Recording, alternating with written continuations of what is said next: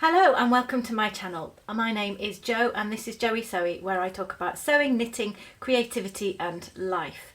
Now today I think we're probably in the miscellaneous creativity category, because there's a wardrobe behind me and we're going to cover that wardrobe with wallpaper. So we're not in the normal room, we are in my son's bedroom.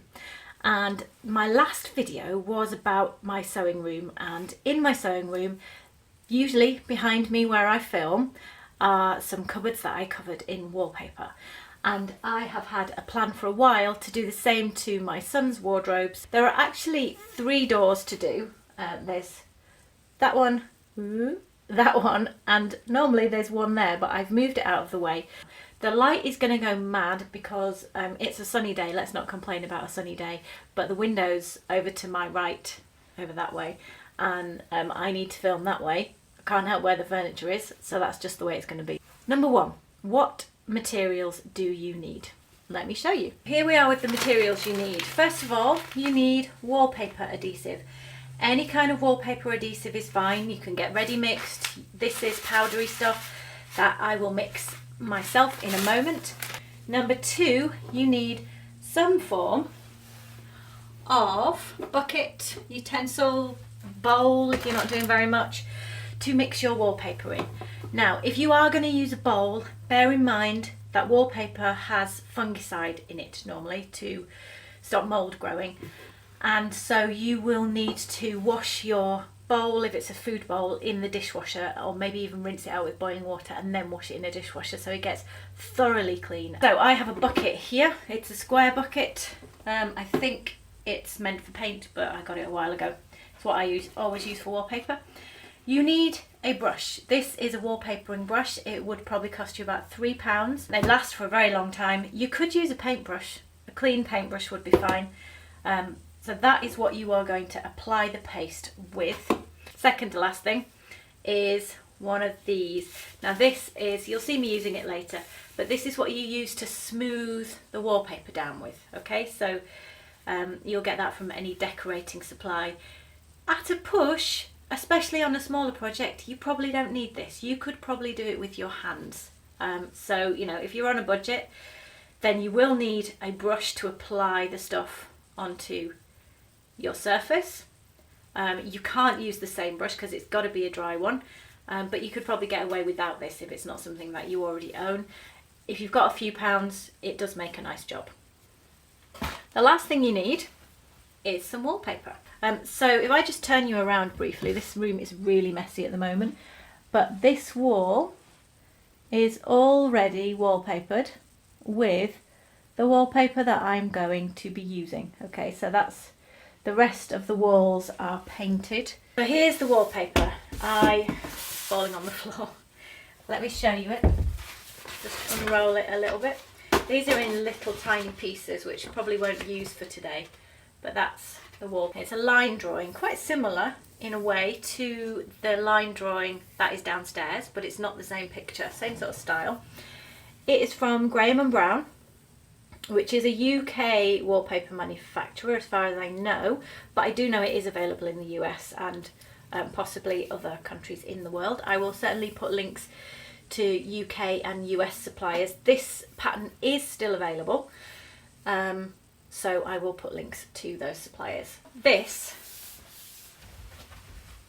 conveniently, there you go, it is just slightly wider. Okay, so this is just slightly wider than each door, which means that I'm going to find it easy to cover because I just use one strip for each door. What I don't do is I don't go around the corners of the door because it just doesn't stick well enough, and I'll show you when I get to that part of the job how I finish the edges of the doors. I'm now going to go and mix the paste, or we are going to go and mix the paste, and then we will get started. Okay, we're in the kitchen. I have my wallpaper paste. Now on the back of wallpaper paste, it has various dilutions. Okay, so basically with wallpaper paste, the less water The amount of water you put in depends on how thick the paste comes out. It says the thickest that you can do is adding 4 pints of water. Yeah, 4 pints of water to this whole pack. And it says that will do between 1.5 and 3 rolls. Now I don't want to do that much, so I'm actually going to weigh out by weight half the pack and then add 2 pints of water. So the overall weight of that is 100 grams, more or less, 103. I'm going to put that on there. So you don't have to use the whole pack. What you do have to do is make a note of how much of the pack you use. So I'll write that on with a Sharpie marker. I'm going to put 50 grams in this bowl and I'm going to clip the rest of that pack closed, and then I've got that for another project. I have 2 pints of water in here. It's not an exact science mixing things. Water's in there. Sprinkle your paste on top of the water and then you mix vigorously for 30 seconds.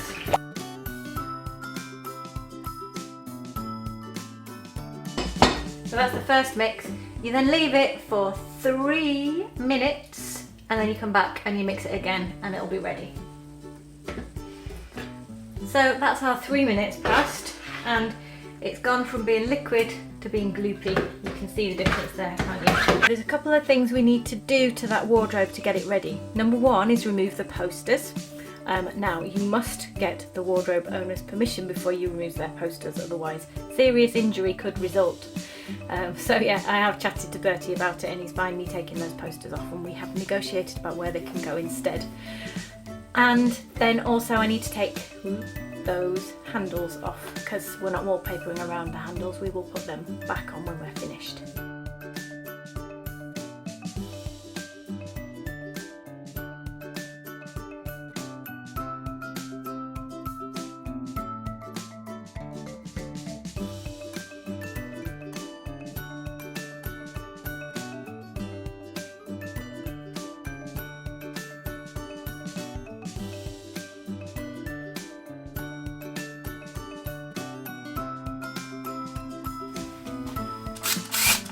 Taking the handles off. Top tip, if you ever take handles off, screw the screw back in so you don't lose it. Job done. Don't worry about leaving your wallpaper paste, it's not going to go solid. You can leave it for days and days and days. I know from experience it'll be fine. You can even add extra water to wallpaper paste to bring it back to life again. I'm now going to put the pasting table up.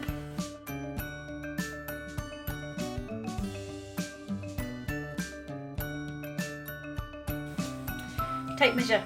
I forgot to say that, that's an essential. So let's measure how tall these doors are.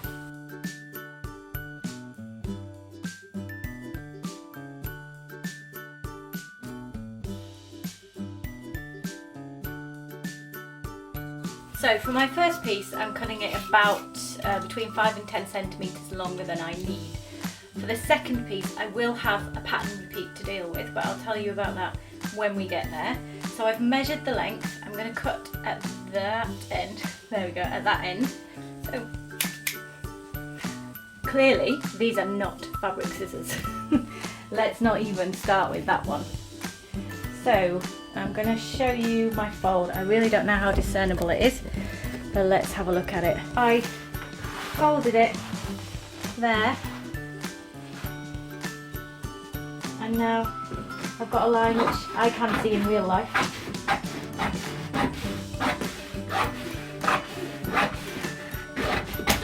We are going to turn this over.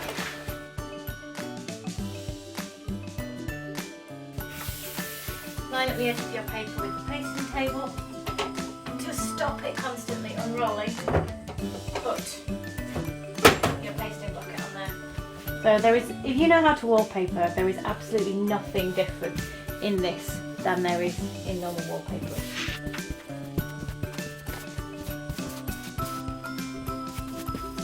So can you see how I'm rubbing the brush to the end and slightly off the edge of the table, and that's how you get the paste to the edge.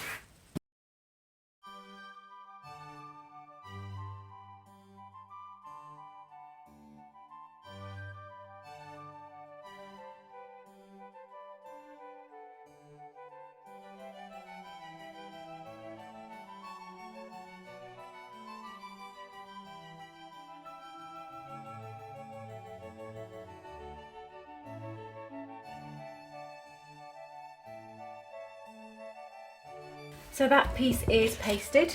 If you're not familiar with wallpapering, I'm going to show you. Can you see the paste on there? That's the sort of thickness. Don't worry too much about whether it's all even. Do worry that you've covered everywhere. And if when you mixed your paste it was a little bit lumpy, don't worry about that, but you will have to pick the lumps out when you're pasting. You can leave that about a minute or so. The paste kind of soaks it into the paper and makes it malleable, but it does also make it more prone to tearing, so you just need to be a little bit careful. It's worth saying that the paper I'm using is not too precious in that it doesn't really mind, doesn't show if you get paste on the front of it. You can wipe it off with a damp cloth at the end anyway, but some papers, particularly expensive hand printed ones, might actually show even after you'd cleaned it off, so you might have to be more careful to not get any on the front face side of it. And also I have occasionally used papers that have like a metallic foil finish to them, and they scratch really easily, so when you're sliding it forwards and backwards on your table you may cause it to scratch, so you just need to be careful with that. And then the final thing to say is, of course, that if you're doing a small project you don't need to use a table like this, you could do it on any table. So you know, you don't need to go to all this rigmarole. It's just because I've got a 2-meter high cupboard that I need, or I am using a basting table. I'm now going to fold the top up, and I'm going to fold up the bottom. I'm going to do this door first. I'm going to line up the finished edge of the wallpaper with here, because this is where I'm going to pattern match to this side, and anything that I need to cut off I'm going to put on this side. Yeah, so that's important. If you have anywhere to pattern match, you have to pattern match the finished edge of the wallpaper. So now we pick the wallpaper up, get on my steps, drop it down, just unfolding the first bit so the bottom bit is still folded, and then we're going to slide it on like so.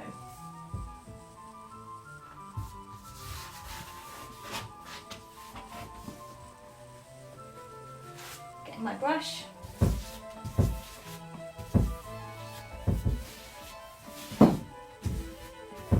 smoothing it down. See if you can come a bit closer. Okay, so we're smoothing it down. Wallpaper then slides, so I can just see the edge of that door a little bit, so I'm going to slide it.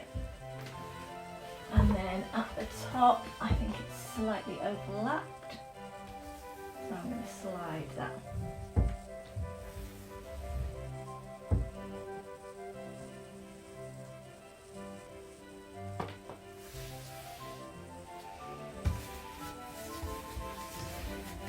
So this is for smoothing it on, pressing it on. I'll let you see the bottom now. This bit is still folded under, so you unpeel it like that, smooth it down.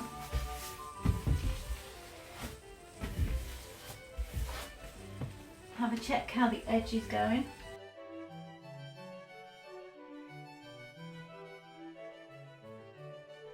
Let me show you a close-up of how we've got on so far.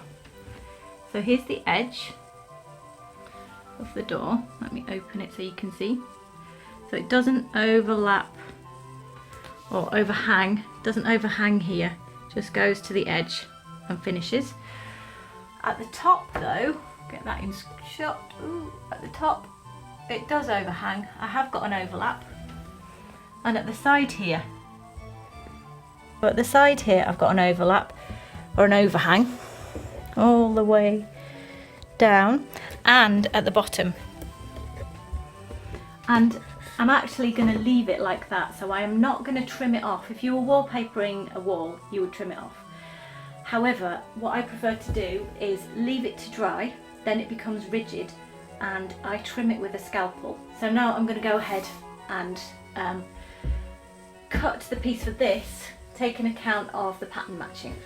We had a slight interlude there because I went to put it up and I'd been so busy talking to you in a very clever way about pattern matching that I had actually picked out the wrong bit of the pattern, and only one little bit of the pattern matched, and I'd missed the rest. So yeah, it's because it's a complicated drawing. I've done it right now, let's do it again. Attempt number 2. So you can see the edge here, and you can slide the wallpaper up and slide it down and get that pattern to match, and it matches all the way along. So I will just do a little bit of moving up and down to get that right.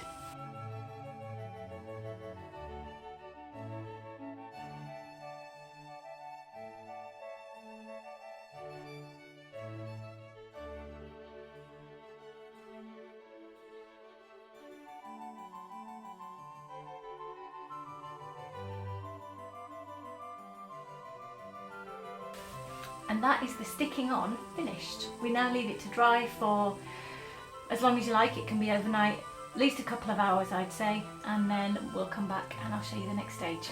So I'm here in a different room to show you how I trim the edge off the wallpaper, because the filming I did of me actually doing that didn't save. So you need, or the way I prefer to do it, is with a scalpel. This is a Swan & Morton scalpel. I don't know if you can see that. There you go. A 10A size blade. These are like X-Acto knives, which are more commonly sold in craft shops, but they're actually cheaper. I'll put a link down below, of course. So you need a clean knife because you're cutting paper, and as we all know, cutting paper blunts blades. I have done a proper Blue Peter style. I've sellotaped some wallpaper up here.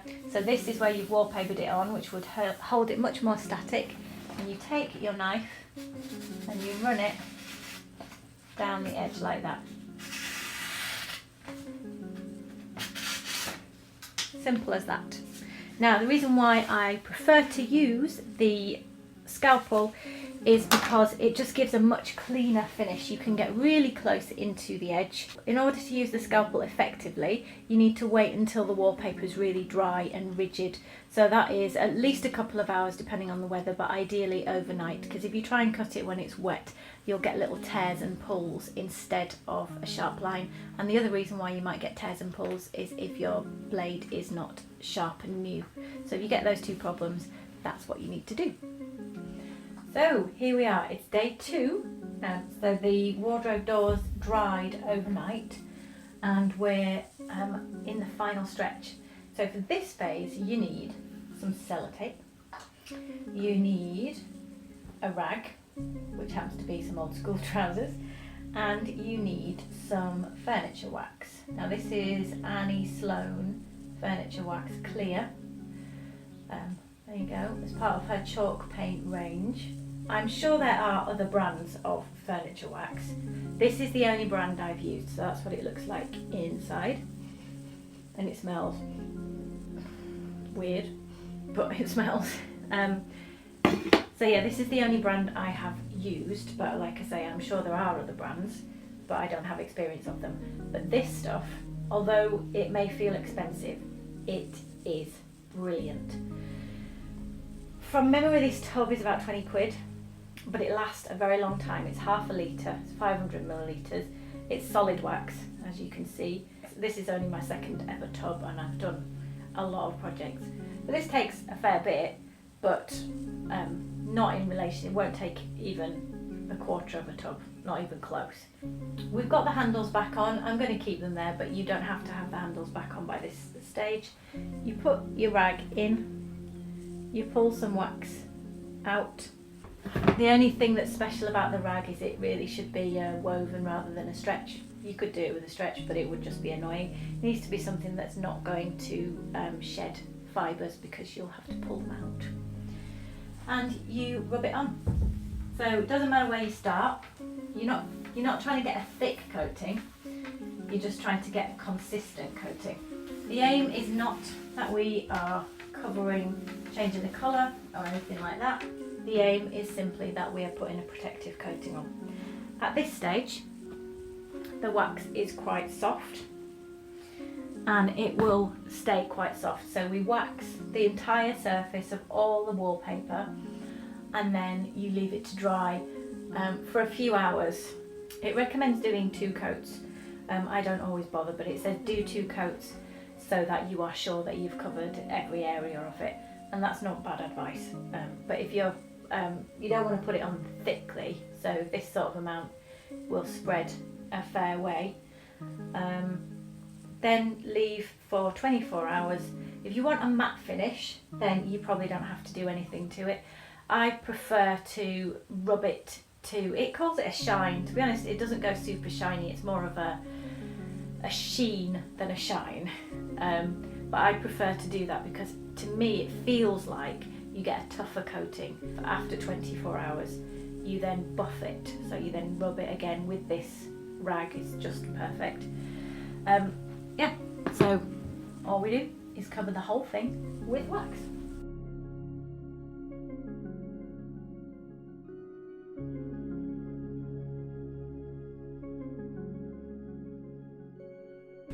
So I'm expecting you see no difference at all on camera.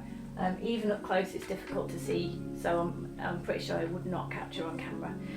But the wax is the secret weapon that changes this from being a pretty finish to being a durable and practical and realistic finish.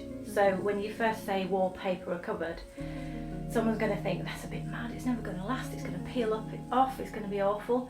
The wax plus the sellotape, which I'll show you in a moment, is what turn it from a nice pretty idea into something that actually works long term and is durable. So that's the waxing finished, probably looks exactly the same to you. Now the sellotape.